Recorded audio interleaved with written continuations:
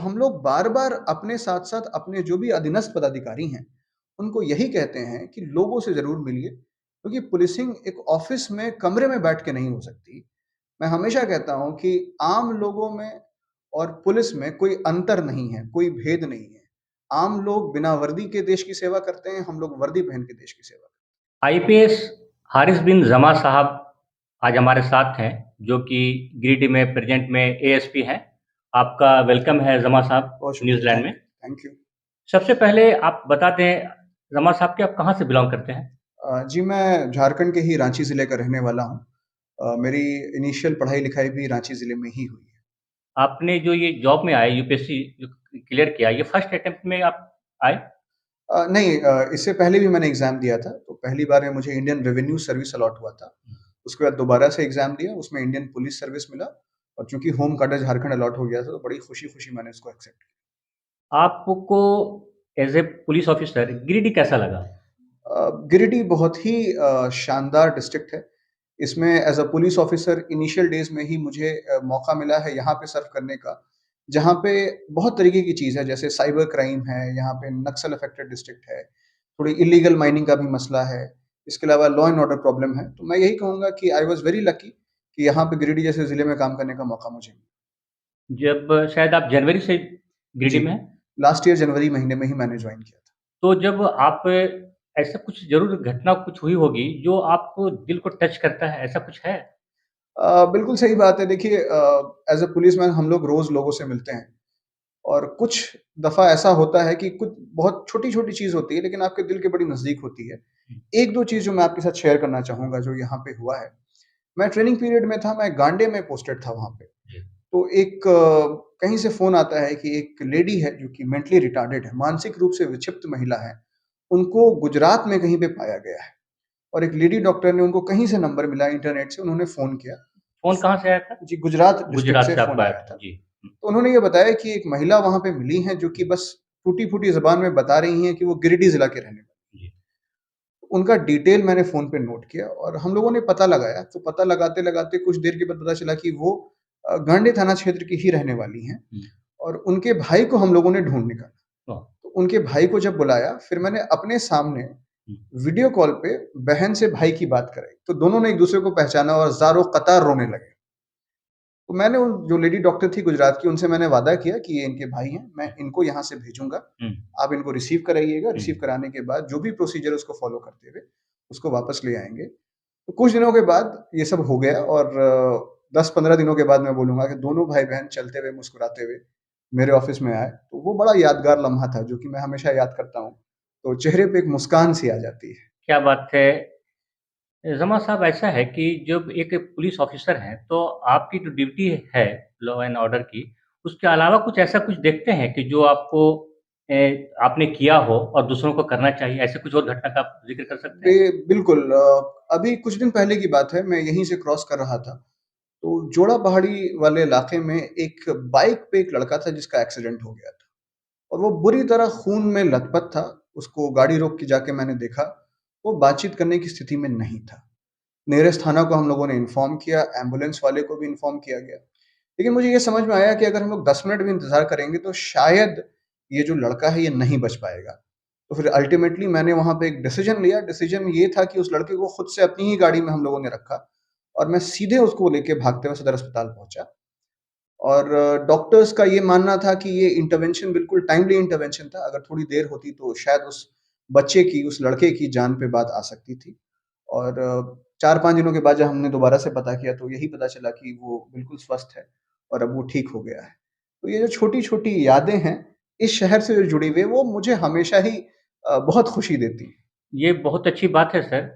आप एक top police officer हैं, आपके अंडर में काफ़ी है, तो ये मोटिवेट करते हैं आपने ये तो एक माध्यम है कि आपने मोटिवेट किया जो दूसरे जूनियर ऑफ़िसर को।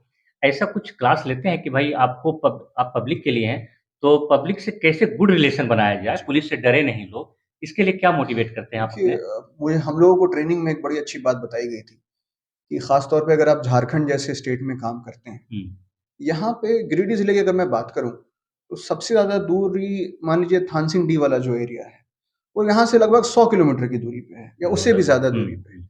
अगर थान सिंह डी से चल के कोई व्यक्ति अगर आपके पास मिलने आ रहा है डिस्ट्रिक्ट हेडक्वार्टर में, हो सकता है कि वो व्यक्ति मजदूरी करता हो सकता है कि वो व्यक्ति किसान हो, और अगर वो उतनी दूर से आ रहा है तो उसकी एक दिन की आमदनी तो चली गई।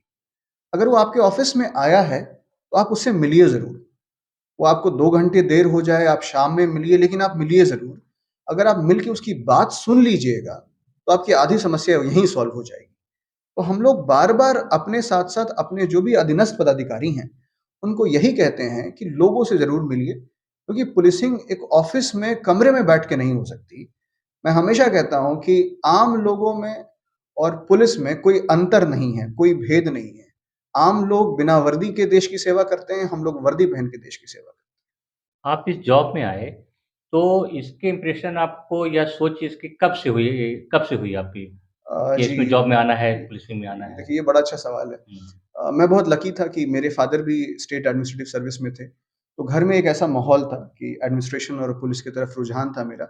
लेकिन सच माने तो जब मैं स्कूल में था, और रांची ज़िले में अगर आप हुँ, 30-40 किलोमीटर दूर जाएँगे किसी भी डायरेक्शन में रांची में, तो वहाँ पे आपको काफ़ी गरीब लोग मिलेंगे आपको, हुँ, जो बिल्कुल ही दरिद्र हैं, जो निम्न हैं, जो हाशिए पे खड़े लोग हैं। उनको जब मैं देखता था जिनके पास खाने को नहीं है, पहनने को नहीं है, स्टेट गवर्नमेंट की क्या स्कीम्स चल रही है, हुँ, इंडियन गवर्नमेंट की क्या स्कीम है, उनको हुँ, जानकारी ही नहीं है। हुँ। तो मैंने अपने आप से एक वादा किया था, मैंने एक अहद लिया था कि ज़िंदगी में कभी मौका मिला, तो मैं सिविल सेवा का एग्ज़ाम दूँगा और वो क्वालीफ़ाई करने के बाद आके इन्हीं लोगों की मदद करूँगा। तो शायद ये मोटिवेशन मेरे लिए स्कूल के दिनों से ही था। ये मोटिवेशन में घर के फैमिली मेंबर का कितना बड़ा रोल रहा? जी, बहुत ज़्यादा रोल रहा। मेरे फ़ादर ने क हमेशा यही कहा था हुँ, कि आपको सिविल सेवा की नौकरी करनी है, और इस तरह का ज़हन बनाने में मैं अपनी वालिदा को ज़रूर याद करूँगा।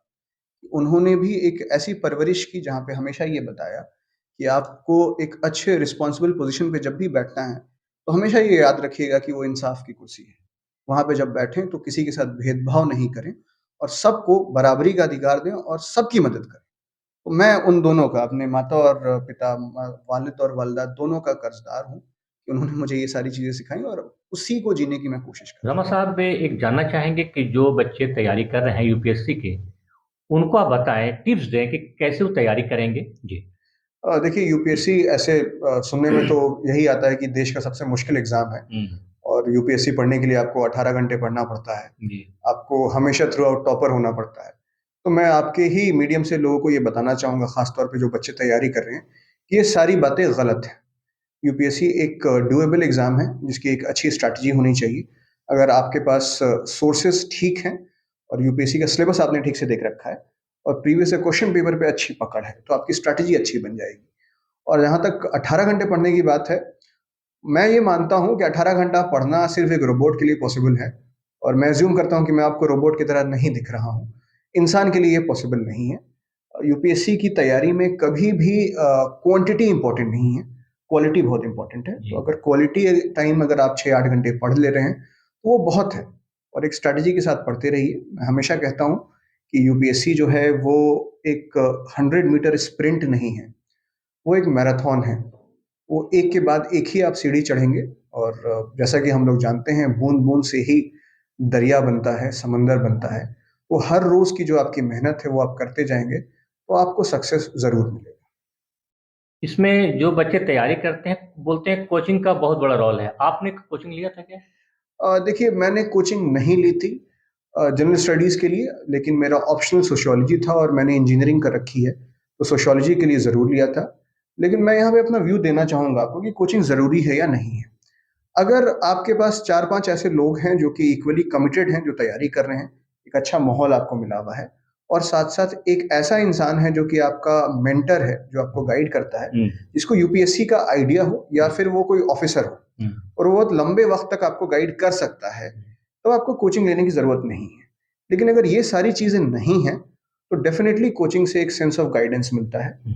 वो आपको ये ज़रूर बताते हैं कि आपको क्या पढ़ना है, साथ-साथ क्या नहीं पढ़ना है, जो कि बहुत ज़्यादा है। तो हर तरह के लोग हैं जिन्होंने कोचिंग ली है और क्वालीफाई किए हैं, जिन्होंने कोचिंग ली है और क्वालीफाई नहीं किए हैं, हुँ, जिन्होंने कोचिंग नहीं ली है, क्वालीफाई नहीं किए हैं, और कोचिंग नहीं ली और क्वालीफाई किए हैं। हुँ। कहने का मतलब ये है जी, कि अगर आप कोचिंग लेते भी हैं, हुँ। तो आपको वो मेहनत खुद से ही करनी है। कोचिंग में सारे लोग जो पढ़ते हैं, 500 बच्चे, सबका सिलेक्शन कभी नहीं होता है। एक बात जानना चाहेंगे जमा साहब, आप क्या शौक रखते हैं अपने डेली लाइफ में? देखिए, पुलिस की नौकरी ऐसी होती है कि वक़्त बहुत कम मिल पाता है। लेकिन इसके बावजूद जब भी मुझे वक़्त मिलता है, तो मुझे पढ़ने का बड़ा शौक है। तो आप कभी अगर मेरे घर आएँगे तो आप देखेंगे कि एक छोटी-सी लाइब्रेरी मैंने बना रखी है। जी। तो तकरीबन हर महीने मैं 4-5 किताब तो ज़रूर पढ़ ही लेता हूँ। हुँ, उसके अलावा मुझे उर्दू ज़ुबान से बड़ा शौक है, हुँ। जो कि उसी माहौल में पला-बड़ा, जी, जी। और ज़बान इतनी खूबसूरत है कि आपको ज़ौक-शौक हो ही जाता है। तो शेर व शायरी का थोड़ा शौक रहा है। एक तो शेर सुना देते हैं। बिल्कुल, एक मेरा पसंदीदा शेर है जो मैं आपके साथ शेयर करूँगा। गुलों पे इसलिए काँटों को तरजीह देते हैं, गुलों पे इसलिए काँटों को तरजीह देते हैं, खिलकर इन्हें मुरझाना नहीं आता, और अज़ल से रच गई है सरबुलंदी अपनी फ़ितरत में, अज़ल से रच गई है सरबुलंदी अपनी फ़ितरत में, हमें हारना आता है, झुक जाना नहीं आता। क्या बात है सर! क्या बात है! सर, एक लास्ट, चूँकि आप एक ज़िले के बड़े ऑफ़िसर हैं, पुलिस ऑफ़िसर, आप पब्लिक से क्या अपील करेंगे? जी, पहले एक अपील कर दें, आप क्या अपील करना चाहते हैं इस मुद्दे पर? जी। देखिए, क्योंकि आपकी व्यूअरशिप बड़ी अच्छी है, तो आपके मीडियम से मैं गिरिडीह के आम लोगों से ये अपील करना चाहूँगा कि पुलिस अपना काम जो कर रही है, वो तो कर ही रही है, लेकिन इसके साथ हम लोगों का कुछ एक्सपेक्टेशन है लोगों से। वो 2-4 एरिया है जिस पे मैं बात करूँगा। जी। पहला एरिया ये है कि आप सभी लोग जानते हैं कि गिरिडीह ज़िले में डीजे की समस्या है। रात में जो टाइम निर्धारित किया गया है, तकरीबन 10-11 बजे के बाद आपको डीजे नहीं बजाना है। तो उसका ध्यान रखें, क्योंकि बच्चे हैं, उनको पढ़ाई करने में डिस्टर्बेंस होता है, बूढ़े लोग हैं, उनको सोने में तकलीफ होती है, मरीज़ हैं। तो ये पहली चीज़ है, डीजे का इस्तेमाल आप लोग कम से कम करें, और जो भी साउंड का लिमिट है, उस लिमिट को ज़रूर फ़ॉलो करें। कई दफ़ा ऐसा देखा जाता है कि बहुत ज़ोर से जो साउंड है, बड़े वाले डीजे को बजाया जाता है, वो नहीं करें। दूसरी चीज़ जो मैं यहाँ पे देखता हूँ, जो युवा वर्ग है ख़ास तौर पे, हुँ। उनमें थोड़ा-सा नशा करने की आदत हो गई है, जो छोटे बच्चे हैं। जी, सबसे जी। अफ़सोस हुँ, की बात हुँ, ये है कि जो हुँ। छोटे बच्चे हैं, वो भी नशे की चपेट में आ रहे हैं, तो उसके लिए भी हम लोग खुद से बार-बार रेड करके लोगों को पकड़ते भी हैं। लेकिन मैं सारे गार्जियंस को ये कहना चाहूँगा, घर में जो पेरेंट्स हैं, उनको ये कहना चाहूँगा, आप लोग अपने बच्चों पे नज़र रखिए। कोई भी इस तरह की हरकत कहीं पे करता है, तो उसकी सूचना हम लोगों को दीजिए। हम लोग तुरंत कार्रवाई करेंगे। तीसरी चीज़ जो मैं कहना चाहूँगा, जो है सोशल क्राइम। जी। आमतौर पे आप देखिएगा कि महिलाओं के विरुद्ध जो अपराध है, वो भी कहीं न कहीं गिरिडीह ज़िले में दिखता है। सोशल क्राइम्स को कंट्रोल करने की ज़रूरत है। जो मसला शादी का जो मसला होता है, अगर लोग उसको आपस में सुलझा लें, हुँ। तो उससे क्या होता है, लोगों का घर नहीं टूटता है, घर बसा रहता है। हालाँकि अगर संभव नहीं है, तो केस हम लोगों के पास आता ही, हम लोग उसको सॉल्व करते हैं। हुँ। लेकिन बहुत तरह की बुराइयाँ जो समाज में आ गई हैं, जो महिलाओं के विरुद्ध जो अपराध हो रहा है, उसको रोकने के लिए भी गिरिडीह की जो आम जनता अगर प्रयास करे, हुँ। तो वो बहुत अच्छा असर उसका देखने को ज़रूर मिलेगा, मैं ये मानता हूँ। आखिरी अपील जो मैं करना चाहूँगा, वो जी। है साइबर क्राइम से रिलेटेड। हुँ, देखिए, झारखंड राज्य की बड़ी बदनामी हुई है साइबर क्राइम का गढ़ बनने से। हुँ। तो आम लोगों से मैं यही अपील करूँगा कि किसी भी तरीके से साइबर क्राइम को प्रमोट नहीं होने देना है। अगर कोई ऐसी कोशिश करता है, तो उसकी सूचना हम लोगों को देनी है, हम लोग तुरंत कार्रवाई करेंगे, और साइबर क्राइम का आपको विक्टिम भी नहीं बनना है। अगर कोई फ़ोन करके आपसे ओटीपी माँगता है, या कोई भी ऐसी चीज़ शेयर करने के लिए बोलता है जो आपका पर्सनल डिटेल है, तो आप उसको बिल्कुल शेयर मत कीजिए। धन्यवाद। और एक लास्ट फिर अपील कर दें आप, जो बच्चे यूपीएससी की तैयारी कर रहे हैं, उसको उनको क्या अपील करेंगे आप, क्या टिप्स देंगे? देखिए, ये बहुत इम्पोर्टेंट है कि ज़िंदगी का जो आपका एक मकसद है, उस मकसद को आप डिसाइड कर लीजिए। अगर आपने डिसाइड कर लिया कि वो मकसद आपका यूपीएससी सिविल सेवा ही है, तो उसके लिए आपको जी-तोड़ मेहनत करनी है।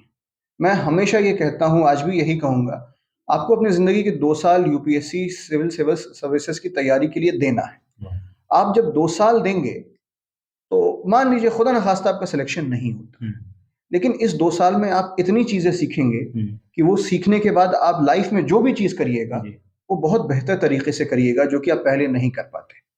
और 2 साल अगर आपने अच्छे से मेहनत की, बहुत मेहनत की, तो मैं ये बिल्कुल मानता हूँ कि आपका यूपीएससी में सिलेक्शन हो जाएगा। बाज़ दफ़ा लोग कहते हैं कि अगर यूपीएससी में सिलेक्शन नहीं होगा तो क्या होगा? जी। मैं बच्चों से यही कहना चाहूँगा, अगर आपका सिलेक्शन नहीं होगा, तो आप मर नहीं जाइएगा। आप अपने रोटी-चावल, दाल का इंतज़ाम ज़रूर कर लीजिएगा, अगर आपने 2 साल अच्छे से तैयारी की है। ज़िंदगी के 2 साल यूपीएससी को दीजिए, आपकी पूरी ज़िंदगी बदल जाएगी। शुक्रिया जमा साहब, आपने इतना वक़्त न्यूज़ीलैंड को दिया। बहुत-बहुत शुक्रिया। न्यूज़ीलैंड के लिए मैं संजय इमाम।